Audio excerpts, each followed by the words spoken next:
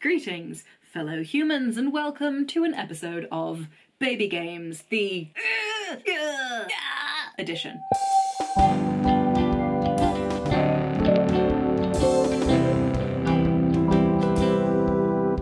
I can already tell that there is going to be a flood of people genuinely seething with rage that I would dare to imply that Hollow Knight is a baby game. And I get why. Most people, when they refer to baby games, they're talking about things that provide a gaming experience that is laid back or relaxed or reasonably easy, right? That's the point of the phrase, how most people use that phrase. And I've said this before, but that is not how I categorize baby games. For me, baby games are something that creates some sense of wonder or whimsy. They have kind of like a magic to them or a sense of awe that I experienced a lot when I was a kid. And of course you experience that a lot as a kid. You're experiencing stuff for the first time. So now that we have that bit out of the way, let's actually talk about the game. The thing. So Hollow Knight is a side-scrolling game. I would say it's kind of partway between like a puzzle platformer and an action-adventure. When I looked it up, the internet told me that Hollow Knight is a Metroidvania style game, and as someone who has minimal experience in gaming, that phrase meant shit all to me. So that is why I personally, for the sake of other people who don't know what the fuck that means, I personally am calling it partway between a puzzle platformer and an action-adventure. To get that out of the way. Hollow Knight is an indie game developed and published by Team Cherry. It is a huge indie game. The size of the world is absolutely enormous. And then if you add to that the complexity of the story, the number of different individual characters that exist within the games, how wildly different the aesthetic of every area of the map is, as well as the fact that it's all hand-drawn, like that would be impressive for any indie game. But Team Cherry was 3 people when this happened. It's a tiny team who made a massive game, and it's very impressive. Some of my favourite things about Hollow Knight were the music. Again, every area of the map is very different, and every area of the map had its own soundtrack that really beautifully feeds into the atmosphere of the place. It deepened the melancholy of the City of Tears and enhanced the mystery of the resting grounds. Personally, my favourite music was either in Green Path or Dirtmouth, which is like the hub area of the map.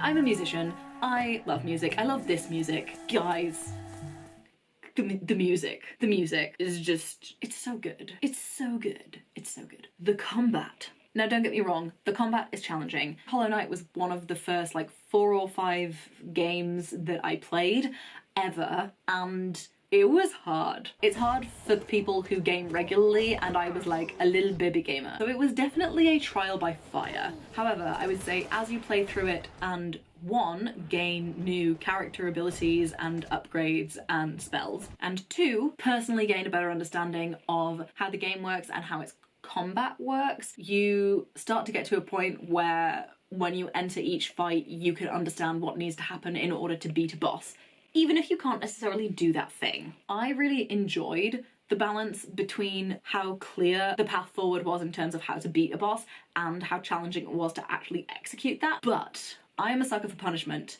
I really enjoy a challenge. I am a perfectionist, and also when I get determined that I want to do something, I can get full-on obsessive. So I was quite happy. Frustrated, but happy to sit there and play through a boss battle as many times as I had to in order to beat it. And because it was one of the first like 5 games that I played, there are a reasonable number of battles where I basically just spent well over an hour playing through a battle over and over and over and over and over and over until I'd finished it. That is something that I enjoyed. I am well aware that that is not for everybody. The controls. One of the downsides of playing Hollow Knight so early in my gaming experience is it has basically ruined me for a load of other games. The controls are astonishingly precise and unnervingly responsive. They're very sensitive, which was amazing, but was also a significant source of frustration for me as someone who is still figuring out how to use a controller and spending quite a bit of time like bumping or clicking or pressing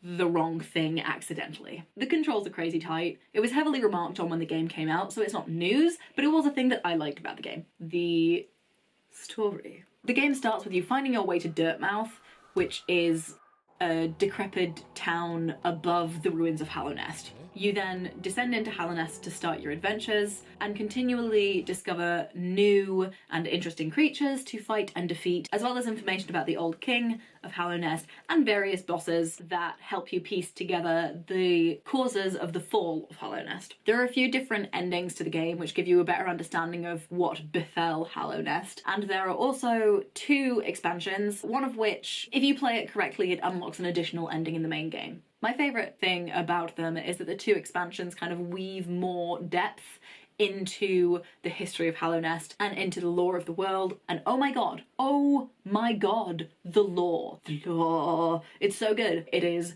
rich and complex, and there is so much of it. It is really clear that an enormous amount of creative work went into like conceptualizing the world of this game before they started work on the actual game itself, and it really shows because it is a stunningly built world. Things I did not like. It's hard. It made me grumpy a lot. That is also one of the things that I liked about it. When I started playing it, because it was one of the first 5 games that I played, I thought that the reason it was hard was because I was bad at it, and then I've talked to more people about playing Hollow Knight and I was like, no, it's just a hard game. It's just a little bit punishing and soul-crushing at points, and that's its deal. Things that I actually didn't like. There was a point towards the start of the game. I think I had explored all of the Forgotten Crossroads and maybe part of Green Path and could not for the life of me figure out where I needed to go or what I needed to do to progress to the next area, progress in the game. Again, at the time I thought it was just me, and then basically took a look at online forums and walkthroughs and was like, no, that is a thing that happens in this. And I think if I had been less of an obsessive weirdo than I am, I may have stopped playing at that point. I feel like it is a small flaw in an otherwise beautifully crafted thing.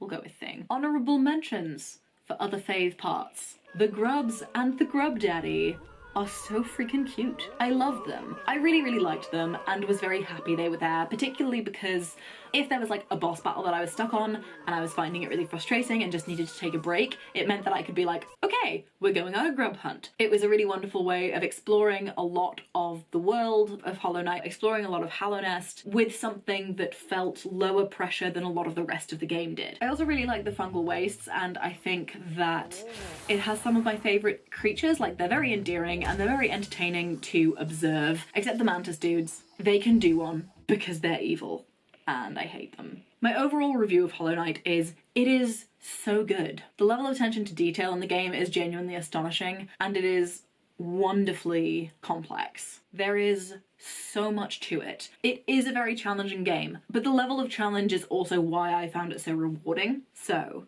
if you enjoy a challenge and you are happy to smash your head against a brick wall until that wall starts to disintegrate, I would highly recommend that you check out Hollow Knight. You would probably really enjoy it. However, if you are not a smash your head against the wall type, maybe give this one a miss. However, it is very beautiful and the music is really wonderful, so maybe check out some playthroughs or check out the soundtrack. Thank you very much for joining me for today's thing. If you've played through Hollow Knight, I'd be quite interested to hear what you have to say about it, so comment below, because I tend to find that people either really love it or are very angry at its existence. If you liked this video, please like it. It's pretty simple.